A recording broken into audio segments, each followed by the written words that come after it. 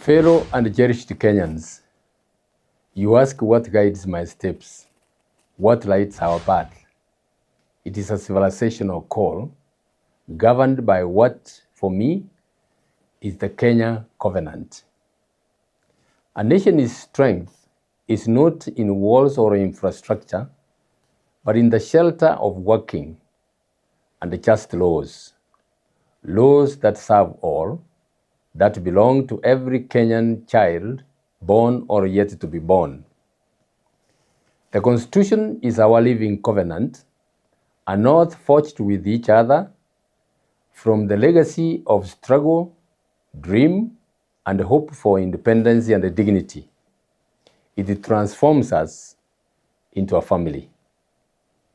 It holds us fast even when fear and doubt challenge our resolve, reminding us that justice is both our heaviest burden and our most enduring blessing. Guard that conscience, and we guard our nation. I'm calling the country back to order. Under the great sky of Kenya, we have three simple, clear, and vital duties: guard our people, grow our nation, and guide our future. These duties rest upon five pillars. 1. Reset Kenya to constitutionalism and the rule of law, or Ukatiba. Ours is a platform of conscience to guide us and ensure accountability, integrity, and overall justice to the Kenyan people in every aspect of our national life. 2. Sovereignty. This is inspired by the preamble and Article 1 of our Constitution, with the power of refrain, "We, the people of Kenya." A people robbed of their sovereignty are now determining and reclaiming their destiny in every aspect of their reality and lives. We are reclaiming our education, our healthcare, our food sovereignty, and our natural resources. 3. Restore Utu, dignity and humanity. We are rehumanizing our people and our nation in order to restore a nation in which love, respect, unity, order, and community flourish. This Utu must also guide our foreign policy and strengthen our efforts to promote Pan-Africanism. 4. Rebuild our economy and generate wealth for all. We must stop the pleading of wealth and economic opportunity, especially for our young people. We must apply the creative and innovative spirit of Kenya's youth to build new models for generating wealth. The abundant but plundered intellectual property assets, if protected, could support and sustain legitimate production so every Kenyan, especially the youth, can work and prosper with dignity. Slaying budgeted corruption will unleash resources for healthcare and social welfare.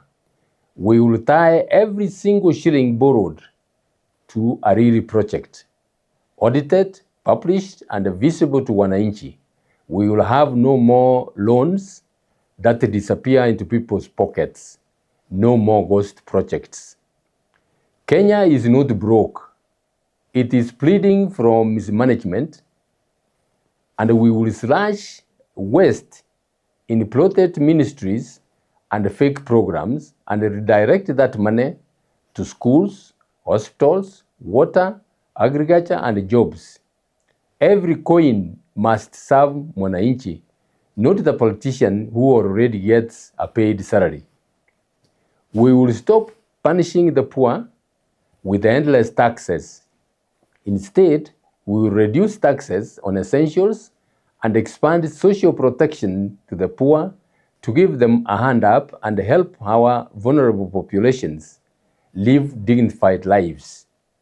To have a country where a handful of super wealthy live right next to a majority in desperate poverty is an indictment against our sense of moral justice. And the majority work very hard to earn very little. Economic growth must mean utu, sio utumwa. We will end political patronage and open opportunities for the youth to innovate and lead businesses. As I have said in the recent past, we will run an integrity-based government. This means timely payments for tenders and initiatives for the youth that do not end up stalled because of stolen funds. We will renegotiate harmful loans by applying the principle of odious debt, tightening our belt to live within our means, and use the African Continental Free Trade Area to expand our markets. 5, salvaging our future, which is the youth mandate. In recent times, our young women and men have been criminalized, kidnapped, and even murdered. All that they were doing is asking for the full implementation of our constitution to save the nation. Remember, the youth are the custodians of the future. They therefore seek to take ownership of Kenya's destiny. From the Taita Hills to the Swahili Seas, from the Nile's headwaters to the Great Rift, Kenya cradles the story of humanity. A Kenya that upholds its constitutional obligations also honors its responsibility to that humanity. My dear Kenyans, we are a marvelous people. We are world leaders in fields such as hospitality, information and financial technology, as well as environmental conservation, and of course, the marathon. Our citizens in the diaspora are thriving and keeping our economy afloat. We must now get back our beloved country.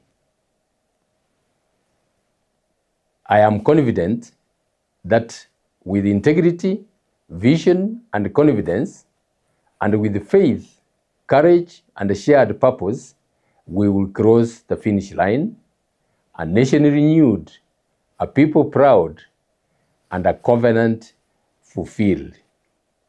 Reset, restore, and rebuild.